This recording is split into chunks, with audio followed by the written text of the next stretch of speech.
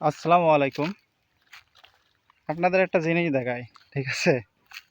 তো আমাদের এই জমিতে আখের সাথে ধনিয়া বুনছিলাম। তো ধনিয়া থেকে আপনার দেখাই, দেখেন, ধনিয়া থেকে বৈতি শাকের পরিমাণই বেশি, ঠিক আছে? আখের সাথে সাথী ফসল হিসাবে ধনিয়া বুনছিলাম। তো দেখেন, আপনার ধনিয়া থেকে বৈতি শাকের পরিমাণই বেশি। তো ভাবতেছি ধনি ধনিয়া তুলে আপনার বৈদিক শাকগুলো রেখে দিলে কেমন হয়?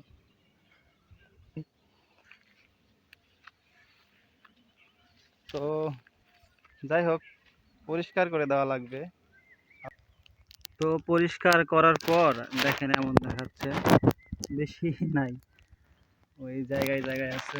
দেখেন ঘাস কত আর ধনিয়া কত, এই হচ্ছে ধনিয়ার পরিমাণ, আর এগুলো ঘাস। পরিষ্কার করলে এমন দেখাচ্ছে, দেখতেছেন?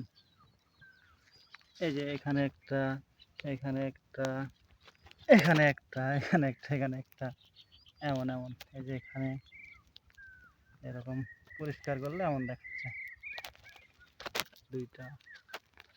এই যে, তো আমার এক তাবই আছে, তিনি বললেন যে পরিষ্কার করে দাও, পরিষ্কার করে দিলে তোমার কি হবে, এইগুলাতেই ভুঁই নাকি, জমি নাকি ভরে যাবে।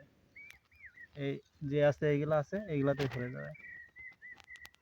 আমি কোনোদিন করি নাই ধনিয়া, এবারই প্রথম। তো তো ওই তাবই বলল যে তুমি